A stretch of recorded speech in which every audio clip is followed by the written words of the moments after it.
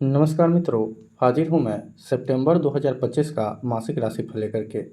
तो सितंबर में कैसा रहेगा आप सभी सिंह राशि वालों का धन, शिक्षा, स्वास्थ्य, व्यापार और प्रेम जीवन, आज हम इस विषय में विस्तार से चर्चा करेंगे। किंतु इससे पहले अभी तक आप लोग चैनल को सब्सक्राइब नहीं किए हैं तो सब्सक्राइब करें, कर लिए हैं तो धन्यवाद। अब विषय पर आते हैं और सबसे पहले स्वास्थ्य की बात करें तो राशि सूर्य प्रथम भाव में ही स्वराशि के हैं। हालांकि सूर्य और केतु के होने से ग्रहण दोष भी आपके प्रथम भाव में ही बन रहा है, जिससे सूर्य भले ही 17 सितंबर तक खुद की राशि में है लेकिन फिर भी कमज़ोर हैं। इसीलिए रोग प्रतिरोधक क्षमता कमज़ोर रहेगी, और जब रोग प्रतिरोधक क्षमता कमज़ोर हो जाए तो छोटी मोटी समस्या भी बहुत लंबे समय तक स्वास्थ्य को प्रभावित कर देता है। वही अब रोग होने की संभावना की बात करी जाए तो रोगेश शनि अष्टम भाव में स्थित है। अष्टम भाव बड़ी बीमारी का होता है। ऐसे में शनि का अष्टम में होना बड़ी बीमारी की ओर इशारा कर रहा है, जो कि 13 सितंबर तक मंगल शनि का संबंध दूसरे भाव से अपने आमने सामने का बन रहा है। तो इस दौरान मंगल जन्य रोग जैसे बवासीर, घाव, आँखों में दर्द की समस्या, पीलिया, रक्त संबंधित समस्या, पेशाब की समस्या हो सकती है। जिन लोगों को दशा अच्छी चल रही है उन लोगों को भी इस महीने थोड़ा स्वास्थ्य के लिहाज से सतर्क रहना होगा, क्योंकि अच्छी दशा के कारण भले ही कोई बड़ी समस्या न हो लेकिन स्वास्थ्य पर प्रभाव अवश्य पड़ेगा। फिर 15 सितंबर के बाद बुध दूसरे भाव और 17 दिसंबर के बाद सूर्य भी दूसरे भाव में गोचर करेंगे।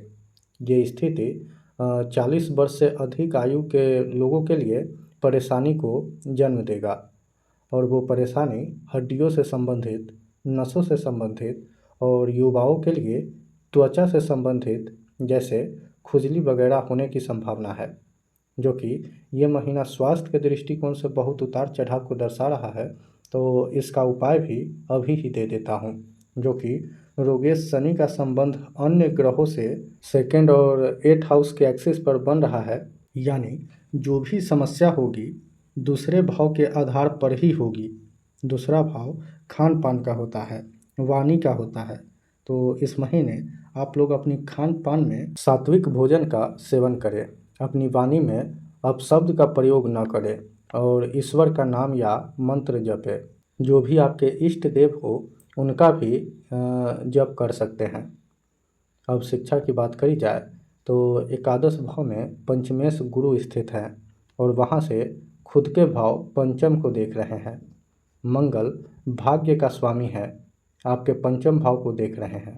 इसीलिए छात्रों की शिक्षा अच्छी रहेगी, जो कि मंगल लड़ाई झगड़े का भी कारक ग्रह है। तो संभावना ये भी है कि छात्रों को स्कूल या कॉलेज में किसी से विवाद हो। इसीलिए अपने गुस्से पर संयम रखना है और अपने पढ़ाई पर फोकस करना है। अब प्रतियोगिता से जुड़े छात्रों की बात करी जाए तो छठा भाव प्रतियोगिता का भी होता है। इस भाव का स्वामी शनि अष्टम भाव में 13 सितंबर तक मंगल से, फिर 15 सितंबर के बाद बुध और सूर्य से दृष्टि संबंध बनाएंगे। ये स्थिति तैयारी के दृष्टिकोण से बहुत बढ़िया है, जो कि अष्टम भाव में आईआईटी, सर्जन और रिसर्च से जुड़े लोग जैसे साइंटिस्ट आदि आते हैं। यानी एंट्रेंस एग्ज़ाम की तैयारी कर रहे छात्रों के लिए ये समय अनुकूल है। हालांकि अष्टम भाव मानसिक तनाव का भी होता है, तो छात्रों के ऊपर प्रेशर भी अधिक रहेगा। लेकिन मंगल योग कारक ग्रह होके शनि को देखेंगे तो तैयारी को अच्छा ही करेंगे। फिर 17 सितंबर को सूर्य दूसरे भाव में आ जाएंगे और शनि के साथ दृष्टि संबंध बनाएंगे, जो कि सूर्य सरकार का कारक ग्रह है और शनि सर्विस और कर्म का कारक ग्रह है।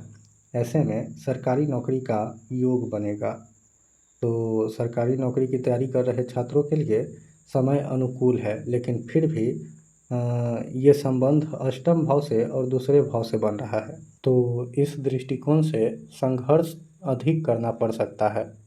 अब आर्थिक स्थिति की बात करी जाए तो धनेश बुध आपके राशिपति सूर्य के साथ आपके प्रथम भाव में ही स्थित हैं और साथ में केतु भी है।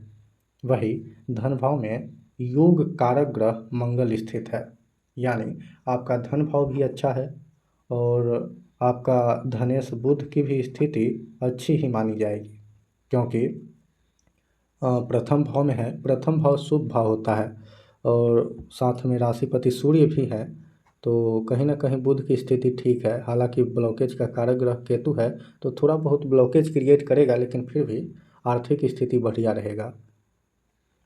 फिर 13 सितंबर को मंगल आपके तीसरे भाव में गोचर कर जाएंगे और वही धन भाव में धनेश बुध उच्च के होके गोचर करेंगे।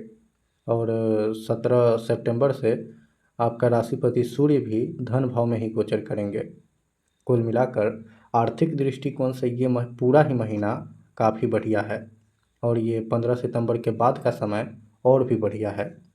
अब कार्य क्षेत्र की बात करी जाए तो दशमेश शुक्र 12वें भाव में शनि के त्रिकोण में स्थित है।